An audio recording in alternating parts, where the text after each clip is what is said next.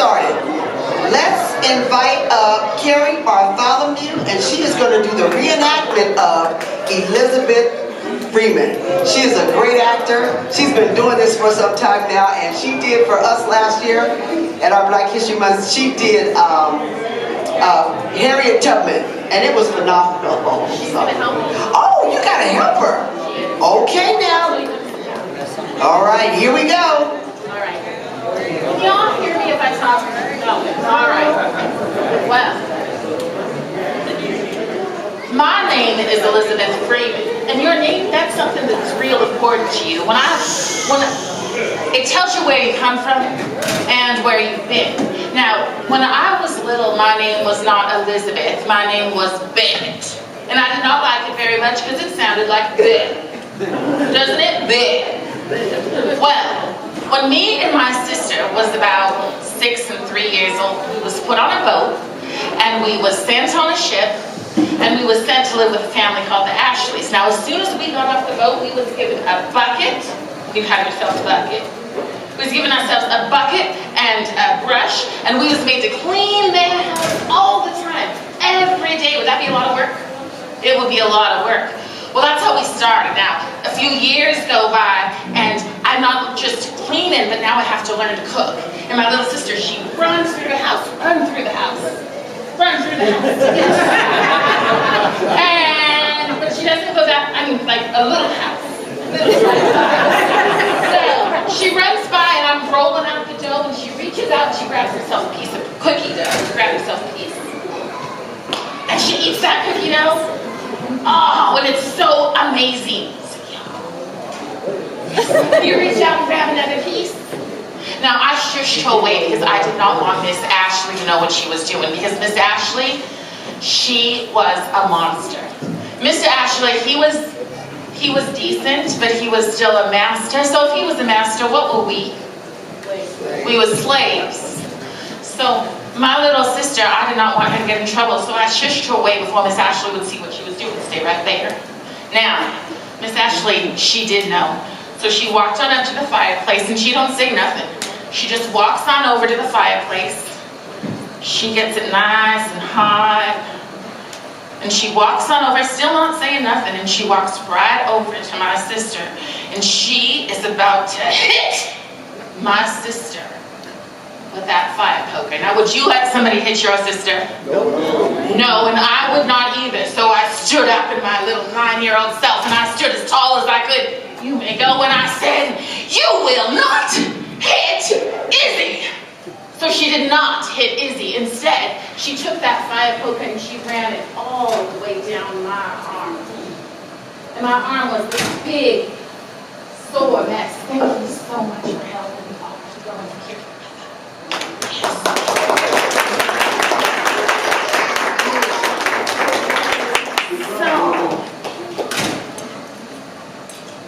So my little sister, she goes away. My arm is split open. And I have this scar that will last me for the rest of my life. But it's not that scar that lasts the rest of my life. It's the scar in my heart. Because that is the first day I know what it is to be a slave. Before then, there's lots of children running around who are just like me, who live the same way that I do. But this is the first time that I can't go to someone and say, "Hey, that lady, she hurt me." And there ain't nothing no one will do about it.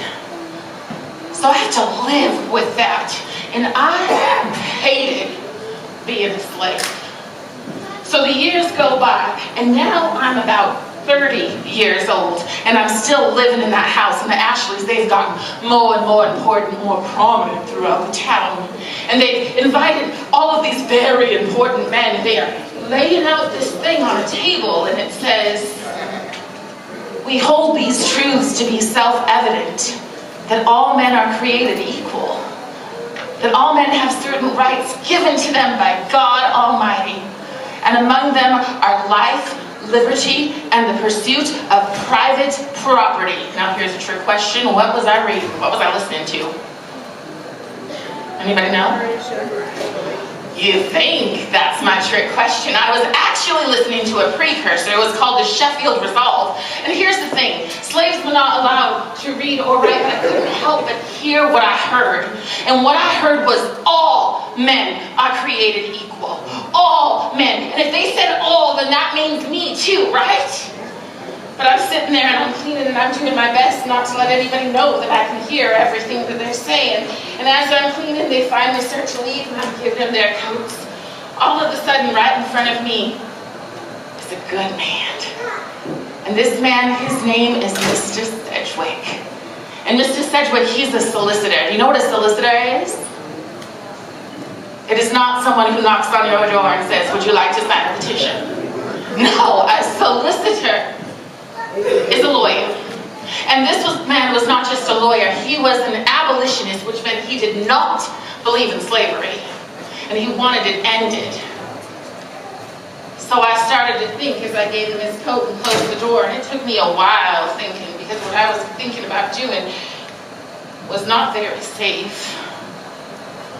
But one day in the spring, I decided that I'm going to take myself a walk. So I start to go for a walk, and as I'm walking from town, people say, well, good morrow, Mumbet. Hello, Mumbet. Good day, Mumbet. And they're calling me something different. They're not just calling me Bet. They're calling me Mumbet. Why? Any guesses? Mumbet. It sounds like mom, right? Now, they did not call me Mom Bet because I had a bunch of children. No, they called me Mom Bet because I had a skill. See, a lot of people don't want you to know, but sometimes slaves got skills. And the skill that I had was I helped deliver babies. And I did not care if those babies looked like me, or looked like you, or looked like you. I only cared that they were a precious life. And I think that because I saw them as being this precious life, these people had a little bit of respect for me, as much as you could for a slave. So I keep on walking, and it is about 7 miles into town. 7 miles. And I finally get to Mr. Sedgwick's house, and I knock on his door. Now, if you've walked 7 miles, would you be a little sassy? I was a little sassy, so I knock on his door, knock, knock, knock. He opens his door, and I said, Mr. Sedgwick. And he said, well, hello, Mumbet. And I said, Mr. Sedgwick, I heard what you said the other day about the life and the liberty and the pursuit of private property. And he goes, uh-huh. And I said, I want you to help me get mine.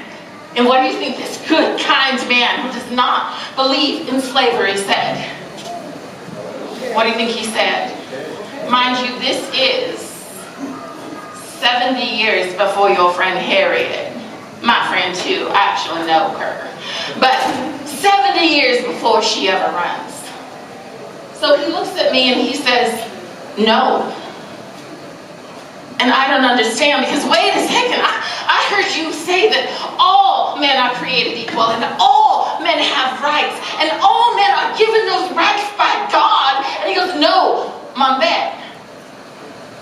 All those things is true, but you're not a man, you're a woman. So he said, now maybe if you had some man with you, maybe we could do something. So he closes the door, and I'm very discouraged, and I'm walking my 7 miles home. And as I walk my 7 miles home, out in front of me is the most handsome man you've ever seen in your life. And his name is Mr. Braun, but I call him Mr. Braun. So I go up to Mr. Braun, this big, strong, handsome man. He is the overseer. He is the protector of the plantation. And I said, Mr. Braun, we're going to go get our freedom. And what do you think this big, strong man says? What do you think he says? You better run. He says no. Now why would this big, strong man, the protector of the plantation, say no?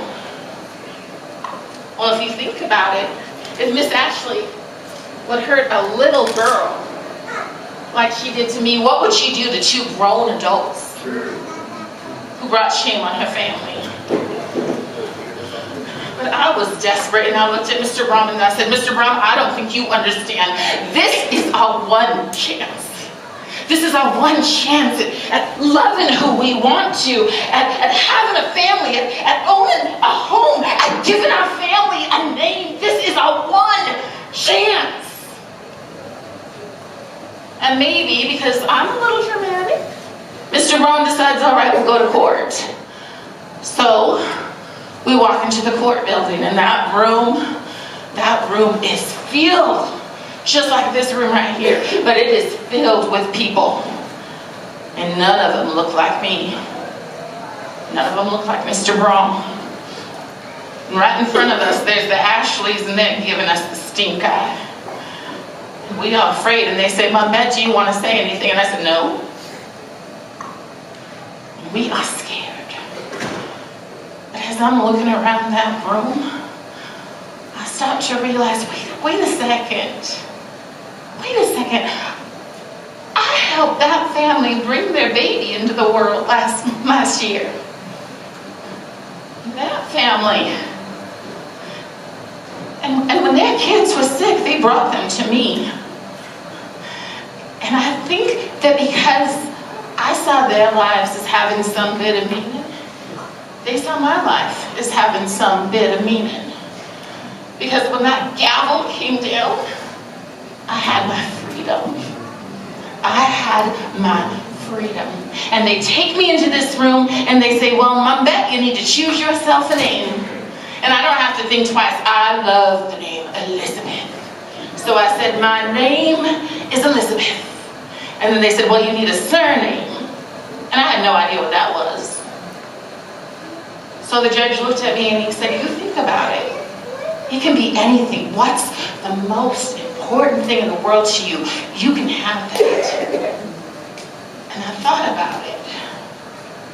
And I thought, just a moment ago in that other room, I was a slave. There was nothing that I could do about it. And then these men who did not look like me, these men who were not highly educated, they were not doctors and lawyers and ministers, they were just poor, white, rural farmers. Those men decided that my life meant something. And I thought that if I could only have that moment, for just one moment, and at the end of that moment I just had to fall down dead, then I would do it. I would. Because there ain't nothing in this world more important than being able to stand under God's green earth, a free person. Being able to love who you want. Being able to get married and own a home and work for yourself and build something. And being able to keep your family together. There ain't nothing more important than that. And so I looked down at that paper and I looked at that judge and I looked down that paper one more time and I stood up as tall as I could and I said, my name is Elizabeth. Elizabeth Freeman. And that is how I got my name. Thank you.